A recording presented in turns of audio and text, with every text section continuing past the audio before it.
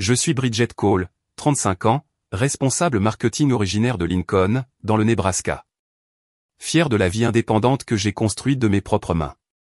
Un matin tendu, au milieu d'une réunion de travail, mon téléphone a vibré sur la table, brisant ma concentration.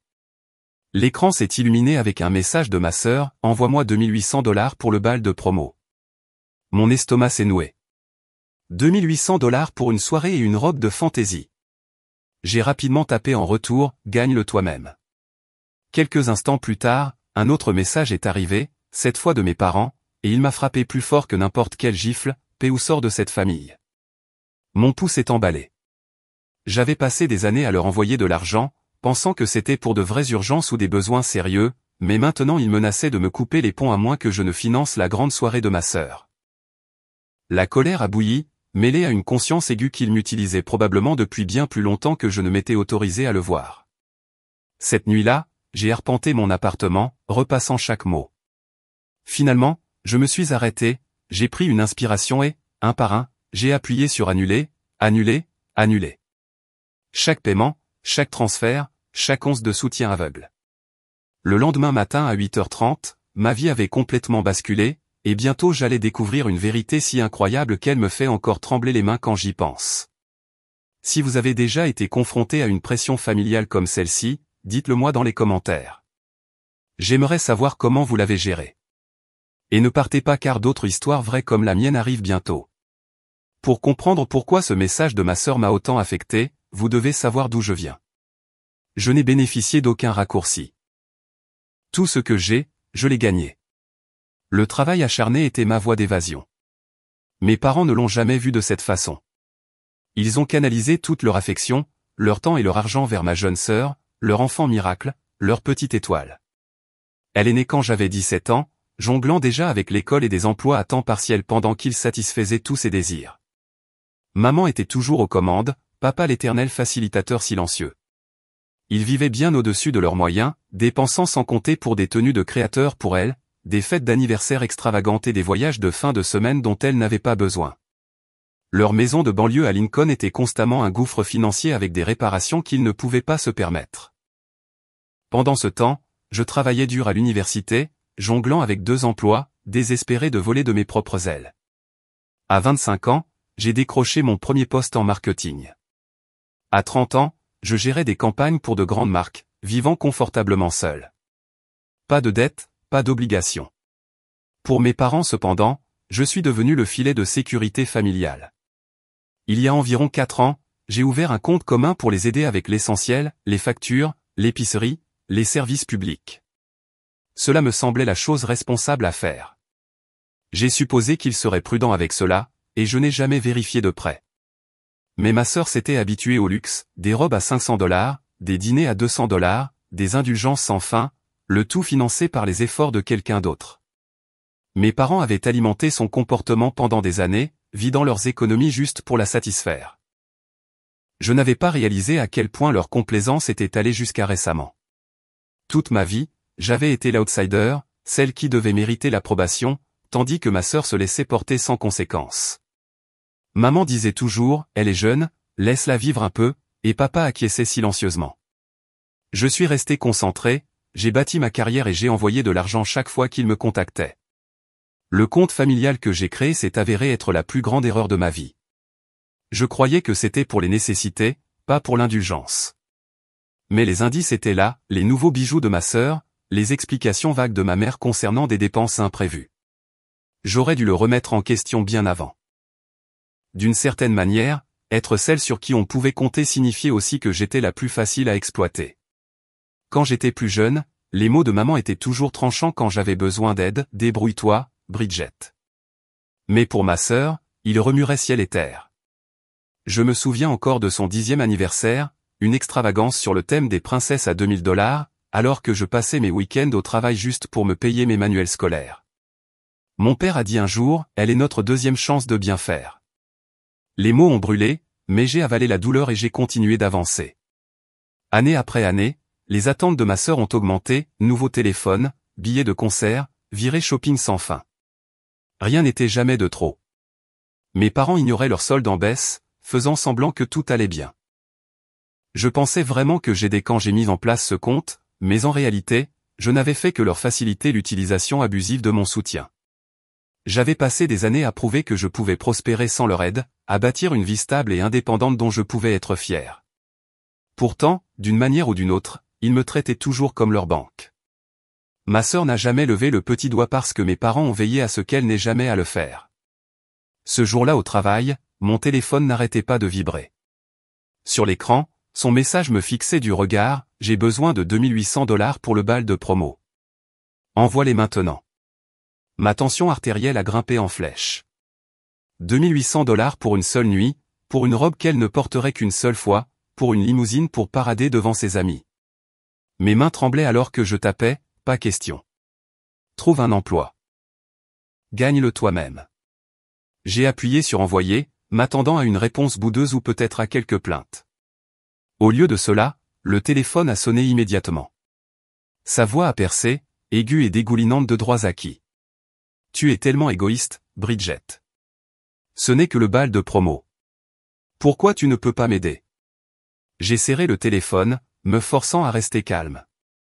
Tu as 18 ans, ai-je dit d'une voix égale. La plupart des jeunes travaillent pour payer leur bal de promo. Tu devrais le faire aussi. Son rire moqueur était du pur venin. Tu ne comprends pas. Je mérite ça. Et puis, le silence. Elle a raccroché, me laissant fixant l'écran, le cœur battant. Mériter ça. Depuis quand a-t-elle mérité le droit à mon travail acharné? J'ai essayé de me recentrer sur mes tâches, mais ces mots n'arrêtaient pas de tourner dans ma tête, chaque répétition coupant un peu plus profondément. J'avais passé des années à prouver que je pouvais survivre sans leur aide, tandis que ma sœur se laissait porter dans la vie avec tout ce qu'on lui donnait. L'injustice était profonde, un écho douloureux de chaque moment où mes parents l'avaient préférée à moi. Je me suis souvenu d'avoir eu 16 ans, implorant 50 $ pour participer à un voyage scolaire, pour entendre ma mère rétorquer qu'il ne pouvait pas se le permettre. Pourtant, d'une manière ou d'une autre, ma sœur n'a jamais eu à demander 2 fois 200 $ pour voir son groupe préféré. À midi ce jour-là, j'ai entendu à nouveau sa voix, cette fois via un message vocal qu'elle devait avoir envoyé par accident. Maman, papa, Bridget est impossible, se plaignait-elle, son ton dégoulinant de manipulation. Dites-lui de payer. Je pouvais presque la voir arpentant leur salon de banlieue, répétant le même rôle de victime qu'elle avait perfectionné au fil des ans. Le message de maman est arrivé quelques minutes plus tard, me tranchant comme un couteau, paie pour le bal de promo de ta sœur ou arrête de te dire membre de cette famille. Puis papa a enchaîné avec un court message glacial, fais ce qu'il faut, Bridget. Mes mains tremblaient alors que je lisais les mots encore et encore. Ce qu'il faut faire? Je leur avais déjà envoyé des milliers, 1000 pour l'hypothèque, 2000 $ pour de supposées urgences et d'innombrables petits paiements pour garder leurs lumières allumées. Et maintenant, ils menaçaient de m'effacer de leur vie à cause d'une robe. Ma poitrine brûlait d'un mélange de fureur et d'incrédulité. Ce n'était pas seulement une question de bal de promo.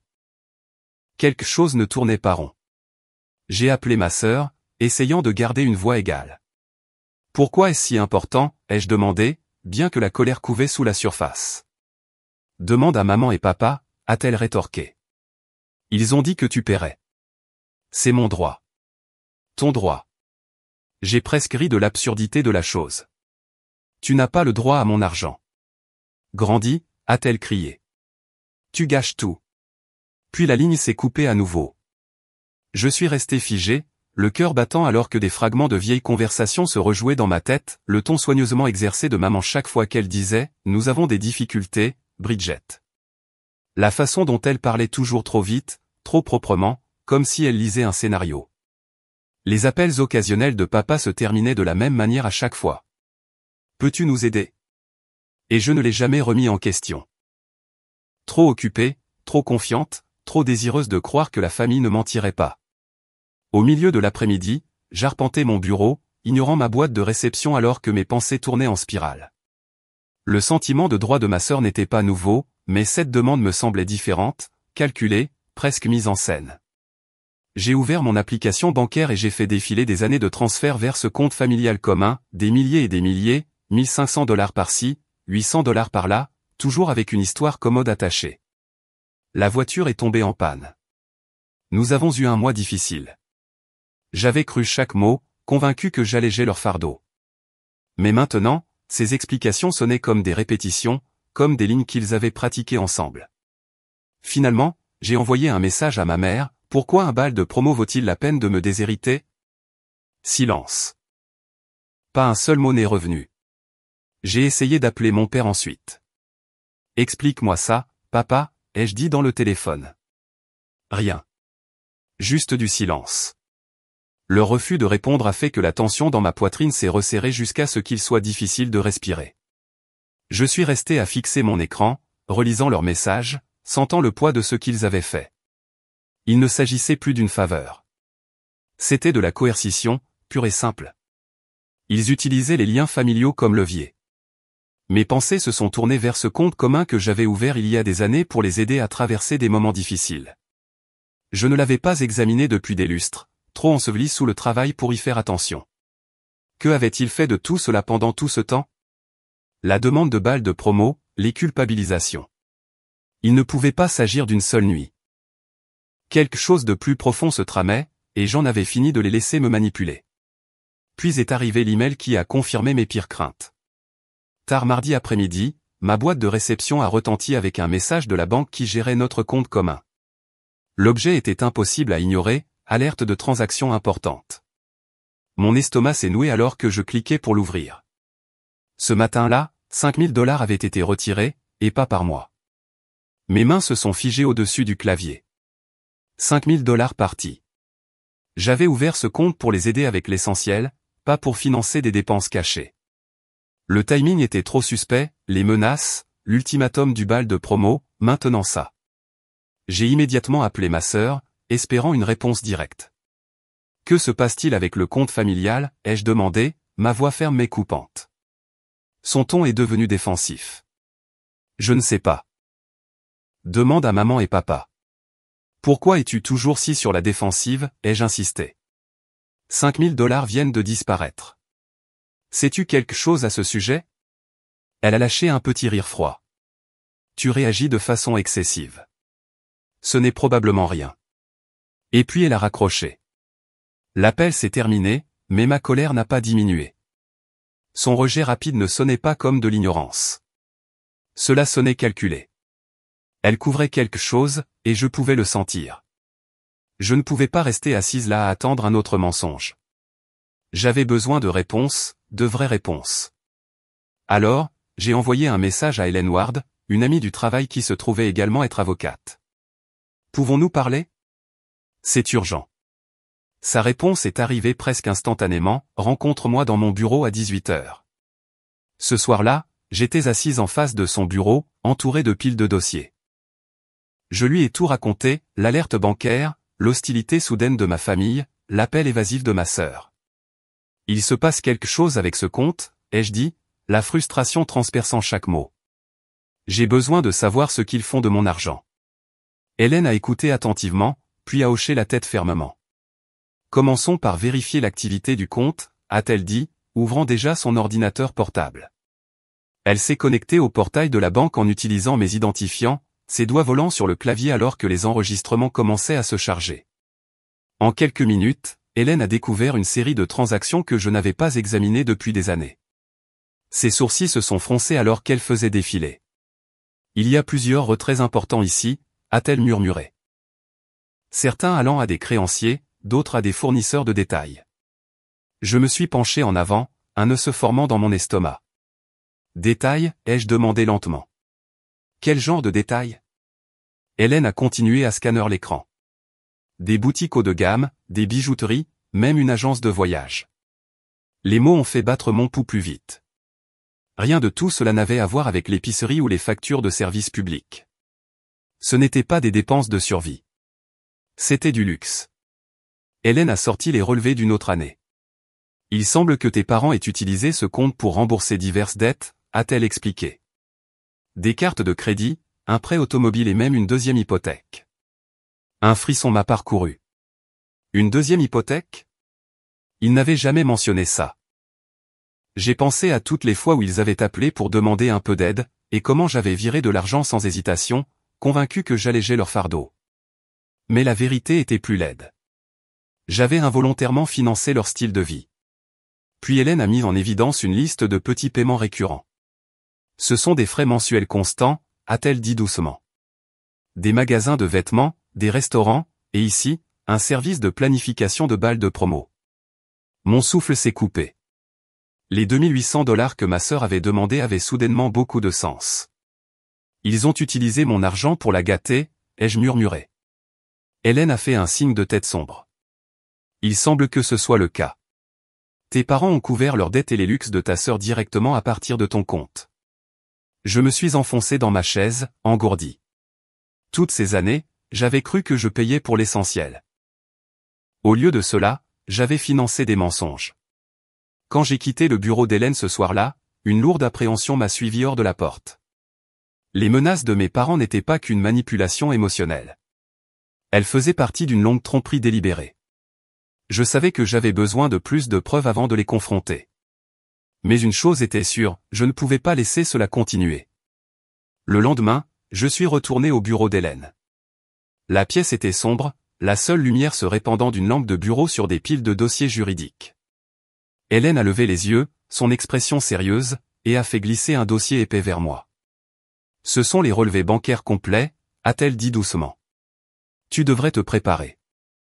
J'ai pris une profonde inspiration et j'ai jeté un coup d'œil à la première page.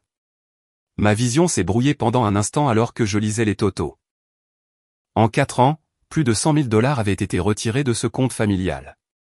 Mon argent durement gagné siphonné petit à petit. Une vague de trahison m'a envahi si fort que mes mains ont tremblé. Je leur avais fait entièrement confiance, convaincu que mes sacrifices les aidaient à survivre. Mais tout le long, ils m'avaient saigné à blanc. Hélène a tapé sur l'impression des journaux de transactions étalés sur son bureau. Tes parents ont effectué des dizaines de transferts importants, a-t-elle dit, feuilletant les pages avec un froncement de sourcils. Des paiements à des sociétés de cartes de crédit, un prêt automobile et même une deuxième hypothèque qui n'avait pas été divulguée. Ma gorge s'est serrée, une deuxième hypothèque après toute leur conversation sur la maison qui était presque payée. Puis elle a pointé une autre section où des retraits plus petits mais fréquents apparaissaient. Ici, a-t-elle dit, encerclant quelques entrées. Des boutiques, des bijouteries, une agence de voyage, et celui-ci, un paiement de 3 000 $ à un organisateur d'événements. Organisateur de balles de promo. Soudain, la demande de 2800 $ de ma sœur n'était pas aléatoire. Cela faisait partie du même schéma. Elle avait été élevée en croyant que mon argent existait pour sa commodité. Je me suis penché en arrière, étourdi de réaliser. Chaque souvenir des appels de ma mère a défilé dans mon esprit, le ton urgent, les lignes répétées sur le besoin d'un peu d'aide. J'avais viré des milliers, pensant que c'était pour l'épicerie, les factures impayées, la survie de base. Mais je l'ai vu maintenant. J'avais financé des dettes, des indulgences et le sentiment de droit de ma sœur. Comment ont-ils pu faire ça, ai-je murmuré, surtout pour moi-même. Hélène a soupiré doucement. Les gens justifient n'importe quoi quand ils sont désespérés. Sa voix était calme mais lourde de vérité. Les mots m'ont frappé plus fort que je ne l'avais prévu. Le lendemain matin, mercredi, j'ai appelé la banque. Il a fallu 10 minutes pour fermer le compte commun, mais chaque confirmation ressemblait à briser un autre maillon d'une chaîne que je portais depuis trop longtemps, des années de responsabilité pour leur chaos coupé en quelques clics. Le compte étant gelé, j'ai ouvert un email vierge adressé à tous les trois. Mon message était court, clinique et définitif, le compte commun est fermé. Je sais pour les 100 000 $. Plus d'argent. J'ai appuyé sur envoyer, ma main ferme, même si ma poitrine était comme du plomb. Ce n'était pas seulement financier. C'était de la trahison. Et c'était allé trop loin. En quelques heures, mon téléphone s'est allumé sans arrêt. Le numéro de ma sœur est apparu en premier. Sa voix est sortie aiguë avec fureur et panique. « Tu ne peux pas faire ça », a-t-elle crié. « Nous avons besoin de ce compte. »« Besoin pourquoi » ai-je demandé d'une voix égale. « Une autre robe de créateur » a-t-elle bafouillé, puis a crié. « Tu détruis cette famille » avant de raccrocher. Un message de ma mère a suivi, des paragraphes d'indignation. « Comment oses-tu nous accuser ? Nous avions besoin de cet argent pour survivre. Survivre avec des vacances de luxe et des bijoux. » Puis est venu le message de mon père, plus court mais tout aussi manipulateur. « Bridget, réfléchis à ce que tu nous fais. » Je n'ai pas répondu. Leurs mots n'avaient plus de poids. J'ai appelé Hélène à la place, ma voix tremblant d'un mélange de colère et de libération. Ils sont en train de craquer, ai-je dit, complètement paniqué. Hélène n'a pas semblé surprise quand je l'ai appelée.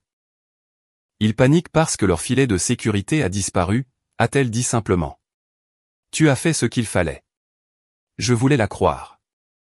Fermer le compte avait été libérateur, mais cela laissait aussi une douleur creuse, le sentiment que je venais de couper ce qui restait de ma famille.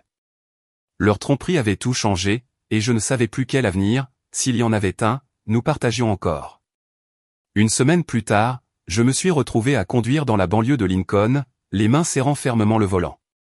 À côté de moi se trouvait un dossier épais avec des relevés bancaires, une preuve indéniable de ce qu'ils avaient fait. Les conclusions d'Hélène se sont rejouées dans ma tête. En 4 ans, ils avaient siphonné $100 000 du compte commun et accumulé un demi-million de dettes. Aujourd'hui, j'allais les confronter. Plus d'évitement, plus de mensonges. Quand je suis entré dans leur salon, l'air était lourd, presque suffocant. Ma mère était perchée sur le canapé, les yeux plissés, les lèvres serrées. Mon père se tenait près de la fenêtre, les bras croisés, son expression méfiante et froide. Ma sœur était assise affalée dans un fauteuil, absorbée par son téléphone, faisant semblant de ne pas me voir. Je ne me suis pas soucié de la politesse. Je sais tout, ai-je dit, laissant tomber le dossier sur la table basse. Des papiers ont glissé sur la surface, des relevés de compte, des registres de prêts, des paiements de cartes de crédit et une deuxième hypothèque dont je n'avais pas connaissance. Le compte que j'ai ouvert pour vous aider. Vous l'avez vidé. $100 000 partis. Et vous êtes assis sur $500 000 de dette. L'expression de ma mère s'est tordue. Mais ce n'était pas de la culpabilité que j'ai vue. C'était de l'indignation. Comment oses-tu fouiller dans nos affaires privées, a-t-elle rétorqué, sa voix tremblant. C'est une affaire de famille. Famille? J'ai senti la colère monter, régulière mais brûlante. J'ai été votre bouée de sauvetage pendant des années, et vous m'avez traité comme un guichet automatique. Vous m'avez menti. Vous avez dit que c'était pour les factures, pour les nécessités, et tout le temps vous financiez cette, ai-je dit, désignant ma sœur, qui refusait toujours de lever les yeux. La mâchoire de mon père s'est crispée alors qu'il s'avançait. Tu ne comprends pas, Bridget. Nous n'avions pas le choix. Les dettes s'accumulaient. Tu étais censé nous aider. Censé aider, ai-je répété, abasourdi. J'ai aidé. Des milliers chaque année. Et vous l'avez gaspillé en choses que vous ne pouviez pas vous permettre. Les larmes de ma mère ont commencé à couler. Tu es tellement égoïste, a-t-elle crié. Tout ce que nous avons fait était pour elle, pour l'avenir de ta sœur. Je me suis tourné vers ma sœur, attendant qu'elle dise quelque chose. N'importe quoi. Mais elle est restée immobile, les yeux fixés sur son téléphone, n'offrant aucune défense, aucun remords. Ce silence m'a frappé plus fort que leurs excuses.